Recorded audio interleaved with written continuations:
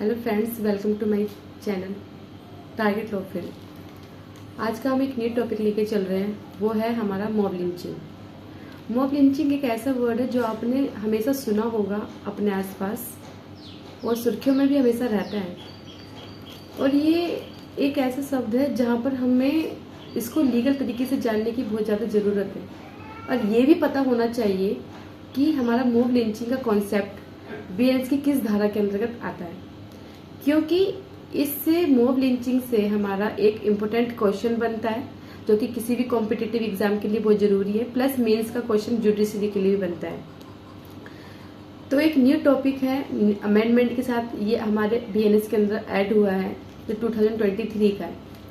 तो साधारण भाषा में तो लोग या व्यक्ति ये मानते हैं कि मॉब लिंचिंग क्या है कि भीड़ के द्वारा हत्या है, पर ये बिल्कुल गलत है।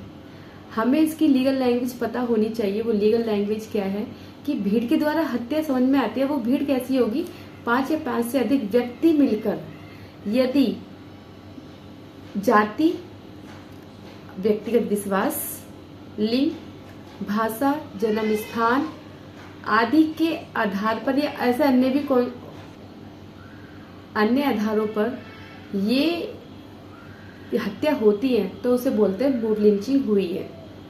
मॉब लिंचिंग का जो कॉन्सेप्ट था वो हमारे बीएनएस में अभी ऐड हुआ है, आईपीसी 1860 में नहीं था। लेकिन बीएनएस में आने से पहले, इससे पहले भी ये जो हमारा मॉब लिंचिंग है, पहले भी हत्या भीड़ के द्वारा होती थी, लेकिन इसको डील किया जाता था सेक्शन 302 से आईपीसी के, ठीक है। लेकिन जरूरत पड़ी एक अलग सेक्शन की, क्योंकि प्रत्येक स्टेट में क्या हो रहा था, भीड़ के द्वारा हिंसा दिन प्रतिदिन बढ़ती जा रही थी, और वहाँ की प्रत्येक स्टेट उसको कंट्रोल करने के लिए आगे आने की कोशिश शायद कर रही थी, लेकिन उस लेवल से नहीं कर रही थी जहाँ पर उसको करनी चाहिए थी। उस पर कंट्रोल पूरी तरीके से नहीं हो पा रहा था। तो यहाँ पर उसको कंट्रोल में करने के लिए हमने इस प्रोविजन को बीएनएस में ऐड किया विद द पार्लियामेंट अमेंडमेंट, ठीक है। क्योंकि ये मानना है कि हमारे भारत में मानना क्या है, ये है कि रूल ऑफ लॉ अप्लाई होता है, कानून का नियम, कानून के द्वारा ही हर किसी को दंडित किया जाएगा। यदि कोई अपराध होता भी है तो एक प्रोसीजर कानून के द्वारा फॉलो किया जाएगा, उसके द्वारा ही उसको दंडित किया जाएगा। यदि भीड़ इस तरीके की हिंसा में ऐसे अपराध कर देती है तो इसका मतलब ये है कि भारत में रूल ऑफ लॉ का कोई कॉन्सेप्ट है ही नहीं, और हमारा जो कानून है खतरे में पड़ जाएगा, जो कि कोई भी कानून क्या ज्ञाता नहीं चाहेगा या समाज नहीं चाहेगा कि ऐसा हो। क्योंकि भीड़ के द्वारा हिंसा होना ऐसा है कि अपना कोई व्यक्ति पर्सनल दुश्मनी भी निकाल सकता है, ठीक है, और उसको वो चेहरा दे सकता है कि भीड़ द्वारा हिंसा। भीड़ का कोई चेहरा नहीं होता, इसलिए ही इस चीज को लीगल कॉन्सेप्ट में लेके आए, जिससे कि समाज में ये एक मैसेज जाए, यदि आप भीड़ ऐसा कुछ करेगी तो यहाँ पर तुमको पनिश किया जा सकता है, आपको दंडित किया जा सकता है। और यहाँ पर कोई साधारण दंड की बात नहीं की गई है, यहाँ पे सीधा भीड़ के द्वारा हत्या होने पर आपको पूरी सीधे तरीके से फांसी है, ये आजीवन कारावास प्लस जुर्माना है, ठीक है। तो यहाँ पर हमको ये जानने की जरूरत है कि मॉब लिंचिंग के कॉन्सेप्ट जो हम क्लियर कर रहे हैं उसमें क्या हो सकता है। जैसे आपने देखा होगा कि राजस्थान साइड में या अदर स्टेट में जब कोई लव अफेयर में होने के बाद एक मैरिज करते हैं, जो इंटरकास्ट मैरिज हो सकती है या अलग धर्म की हो सकती है, तो धर्म के कट्टर मानने वाले व्यक्ति होते हैं, वो नहीं चाहते कि हमारे धर्म से, हमारी जाति का एक ऐसा मैसेज जाए जो कि हमारे रीति रिवाज से बहुत दूर है। तो वो इसलिए ऐसे लोग इकट्ठे होकर ऐसे लव अफेयर के जो कपल होते हैं उनको मार डालते हैं, ठीक है। वो ऐसा कर अपने समाज को मैसेज पहुंचा रहे होते हैं। लेकिन एक गलत मैसेज ये भी है कि उनका आर्टिकल 21 जो कानून ने उनको दिया है, जो उनको जीवन का अधिकार है, वो उनका खत्म कर दिया गया है, और भीड़ को कोई अधिकार नहीं है कि वो कानून को अपने हाथ में ले, ठीक है। तो इसी वजह से हमारा कॉन्सेप्ट बीएनएस में ऐड किया गया।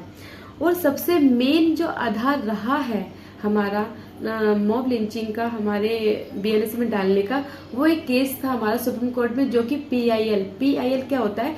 पीआईएल होता है हमारा पब्लिक इंटरेस्ट लिटिगेशन, जो पब्लिक के इंटरेस्ट में कोई फाइल किया जाता है केस, जो कि सुप्रीम कोर्ट में है। ठीक है, तो यहाँ पे जो केस था वो था Tehseen S Poonawalla versus union of India 2018 का केस। तो यहाँ पर इस केस में जो फैक्ट थे वो पुणेवाला ने यही रखे कि यहाँ पर आर्टिकल 21 का वॉल्यूशन है, क्योंकि प्रत्येक व्यक्ति को जीवन जीने का डिग्निटी के साथ अधिकार है, प्लस उसको स्वतंत्रता है, वो कहीं भी आ जा सकता है, रह सकता है, प्लस प्रत्येक स्टेट अपना काम पूरी तरीके से नहीं कर रही है, वो उस चीज को कंट्रोल करने में विफल हो रही है। इसलिए सुप्रीम कोर्ट ने इस पर नजर रखते हुए कहा कि आपको ऐसी, सुप्रीम कोर्ट ने कहा कि भीड़ का कोई अधिकार नहीं है कि वो कानून को अपने हाथों में ले। सुप्रीम कोर्ट ने ये यहाँ तक भी कहा, दूसरी चीज सुप्रीम कोर्ट ने ये भी कहा कि प्रत्येक राज्य को मॉब लिंचिंग के लिए रोकने के लिए विशेष उपाय करने चाहिए। तीसरा, उन्होंने ये भी बात रखी कि पीड़ित और उसके परिवार को मुआवजा दिया जाना चाहिए। ठीक है, और यहाँ पर सुप्रीम कोर्ट ने अपने डायरेक्ट करते हुए, दिशा निर्देश देते हुए इस केस में क्या बातें रखी। पहली बात उन्होंने ये रखी कि प्रत्येक स्टेट में क्या होगा, एक नोडल ऑफिसर होगा। नोडल ऑफिसर से हमारा मतलब ये है एक विशिष्ट कार्य को करने वाला अधिकारी प्रत्येक जिले में होना चाहिए, जो कि उस पर जो हमारे डिस्ट्रिक्ट में होने वाले अपराध होंगे उस पर नजर रख सके, उनमें समन्वय बना सके। ठीक है, विभाग के बीच में। दूसरा, FIR जो लॉन्च होगी वो जल्द से जल्द होगी, तुरंत होगी। तीसरा ये कि फास्ट ट्रैक ट्रायल होंगे। और चौथा ये कि लापरवाही होने पर अधिकारियों के प्रति क्या किया जाएगा, आपकी विभागीय जांच हो सकती है। तो ये दिशा निर्देश हमारे सुप्रीम कोर्ट ने इस केस के दौरान किए, और जो कि इसका एक लैंडमार्क जजमेंट है, हमारे भारत का पहला केस है जो कि हमारा मॉब लिंचिंग पर आया। और दूसरी बात ये कि मॉब लिंचिंग का जो कॉन्सेप्ट है, जो भीड़ द्वारा हिंसा, इस पे एग्जाम्पल जैसे कि हो सकते हैं, है भी कि जैसे हमारे जो गौ रक्षक थे, जो समर्थक थे, गौ रक्षा के समर्थक, यदि कोई साधारण व्यक्ति अपनी गाय को लेके जा रहा है, ठीक है, किसी भी वजह से, तो वहां पर उसको भीड़ घेर के उस पर हमला करती थी, यहाँ तक कि मार भी दिया काफी टाइम। तो ऐसा भी हुआ है कि गौ हत्या करने के लिए लेके जा रहे हैं। दूसरा, बच्चे चोरी करने की अफवाह फैला देते थे, और वहां पर क्या होता था, उसको पीट कर उसको मार दिया जाता था, उस व्यक्ति को मार दिया जाता था। लव अवेयरनेस, यदि इंटरकास्ट कोई मैरिज होती है, धर्म में मैरिज शादी होती है, तो वहां पर भी ऐसे कपल को मार दिया जाता था भीड़ के द्वारा।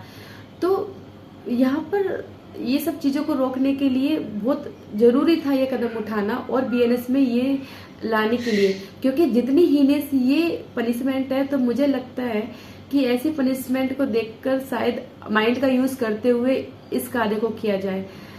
शायद हमें भीड़ का हिस्सा कभी नहीं बनना चाहिए। ऐसी भीड़ में जहां पर कोई क्राइम हो रहा है, यदि ऐसा कुछ हो भी रहा है, हमें तुरंत सूचना देनी चाहिए, अपना कर्तव्य निभाना चाहिए कि यहाँ पे ये सारी चीजें हुई है, और वहां पर क्या होगा, वहां पर जो अधिकारी ऑफिसर आएंगे अपना आप उस चीज को डील कर लेंगे। लेकिन आप अपना फर्ज निभाएं और ऐसी भीड़ से दूर रहें, क्योंकि भीड़ का कोई चेहरा नहीं होता। आज तो भीड़ में रहना भी क्राइम है, जो आपको फांसी की सजा दिला सकता है। तो सीधी सी बात है, ये मॉब लिंचिंग का जो कॉन्सेप्ट है, इसको पढ़ना बहुत जरूरी है। एक लैंडमार्क जजमेंट जिस पर बना है, मैंने वो भी आपको बताया, इसमें क्या डायरेक्ट किया था, क्या बातें 3-4 इसमें जो मेन थी वो रखी, फैक्ट्स थे। ठीक है, तो यहाँ पर जो इम्पोर्टेंट क्वेश्चन ये हमारा प्री मेंस दोनों का हो सकता है, इसलिए अरे जनरल अवेयरनेस भी है कि मॉब लिंचिंग के बारे में पता होना चाहिए, मॉब लिंचिंग आखिर में है क्या। तो हमने ये सब चीज इसके बारे में पढ़ी, तो आई होप कि आपको ये समझ में आया होगा mob lynching. Please watching this video properly and share this video, like and comment and subscribe also. Thank you for watching. Thank you.